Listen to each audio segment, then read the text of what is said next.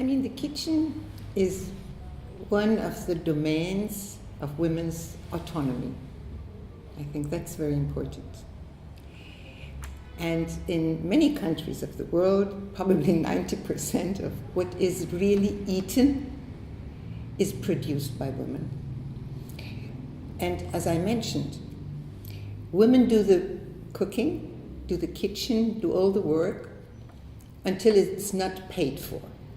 But when you have some payment, like in a restaurant or in some other places to prepare a meal, then all of a sudden the gender is changing to male. And I think that, of course, the division of labor is everywhere very important. But when you take away women this field of autonomous activity, you have to think about what does she get. And up till now, I think, there are, of course, different countries, and depending on whether you are living in a rural area or an urban area, and whether the women and the men both work outside, because women always work, but they work inside the house, and because it's not paid for, so it's not recognized as work. But actually, women and men normally always work. And the situation, if it comes to the division that both of them work outside, still, as you mentioned, women take the responsibility of all the social reproduction work at home. So it's not only cooking, it's also washing, it's cleaning and all that. Shopping. Men also now move in.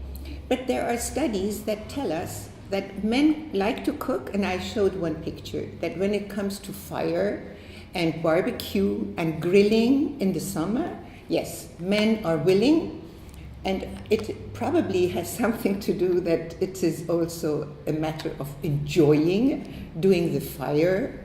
Yes, so men also are interested in preparing then the meal when it is like a barbecue. And they are also interested, I think, to move into the kitchen for very special meals.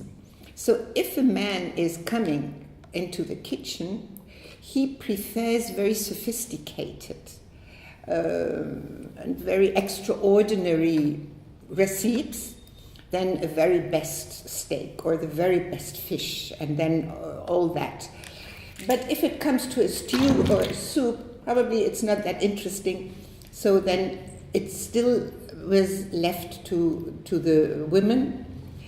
And there is one problem, I think, in the scientific also debate, that for a long period of time, women and female scientists were not really interested to do research within the kitchen and to look into what happens. But meanwhile, I think also a lot of feminist scholars have been more open to discuss this again. Probably for the first period, women were not interested because they already were busy with the kitchen all the time. And then when they become a scientist, in Germany we say they avoided 3 paradigms with a K. So it was the kitchen, it's Küche, Kirche, Kinder. It's the children, the church, and then the kitchen.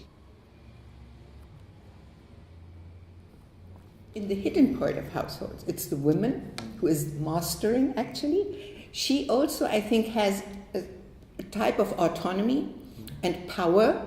I remember that my grandfather was not allowed to enter the kitchen because it was her domain. Because we have a society industrialization that goes in with individualization, okay? Then the individual is very much alone. You know, that a colleague of mine, she changed it and said, there is probably the kitchen, and maybe the kids, but meanwhile also the cat.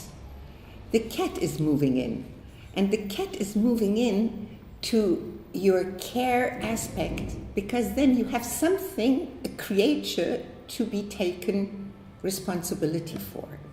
And there are many dogs. I see also here in Paris, in this district, people go around with their dogs.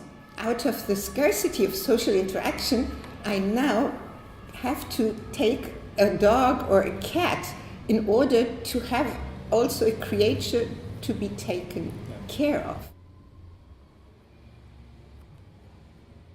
If we want to come together with another person, the very first thing that I ask is, do you want to have a coffee with me, or shall we go for, in Germany, for a beer, in France for a wine, a glass of wine? Okay. Or if your relationship is even moving further, you go and say, what about having a joint meal? Okay? But this still goes outside the house. The group of people, this is what Mary Douglas has said, the group of people whom you ask for going for a drink is much bigger. Okay, it's a big circle of people, your colleagues and someone who you just met.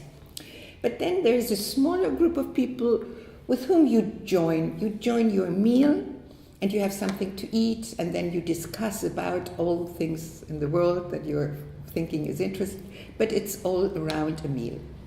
Now, the other aspect can be who is going to be invited at home. I think that group of people, at least in Germany, is very small. But this depends on the culture. Some cultures are very open. I come from Iran. We are relatively open in inviting, even if we just meet people. This might happen, not in the big cities, but in the countryside or in smaller cities. Tourists often get an invitation. Why don't you meet us at home? And then the hospitality is something that the people are proud of.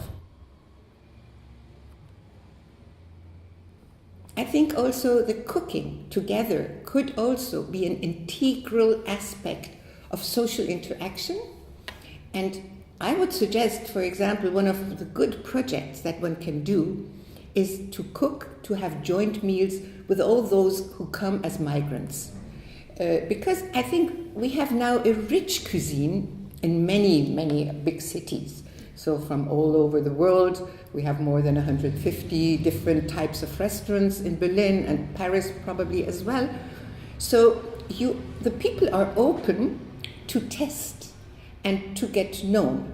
But what about the people who come from outside, and they normally miss the very first thing that they try to cope, is to bring in again their own way of having a meal, preparing a meal. So these different shops that have African, Asian, or Latin American ingredients, these are very important also for the people who come from outside, so that they get a little bit the feeling of being at home.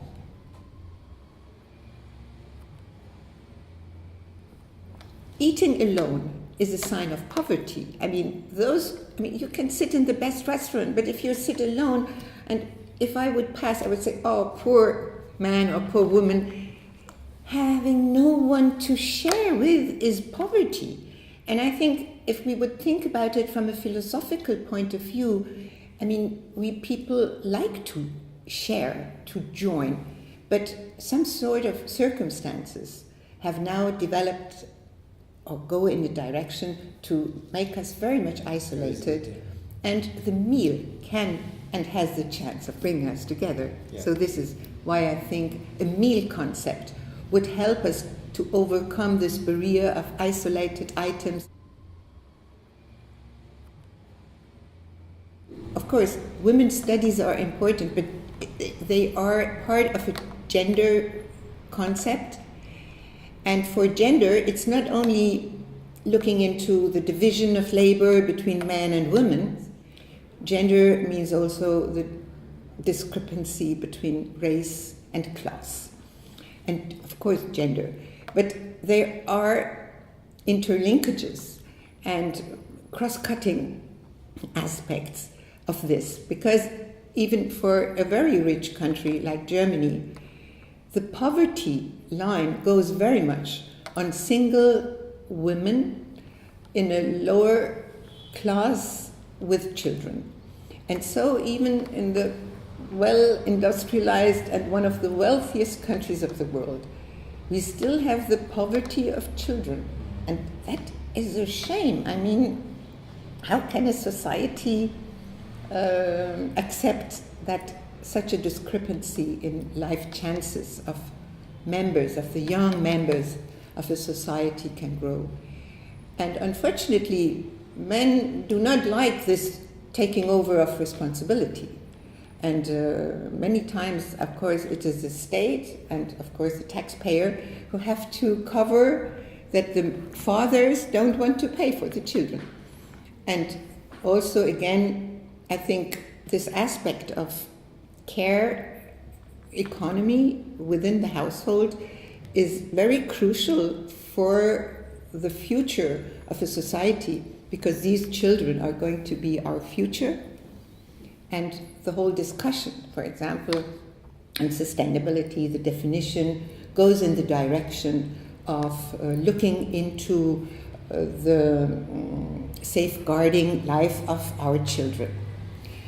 I would say this is a pretty Eurocentric view, because even at this very moment, we have divided the world in those who can survive and those who have problems.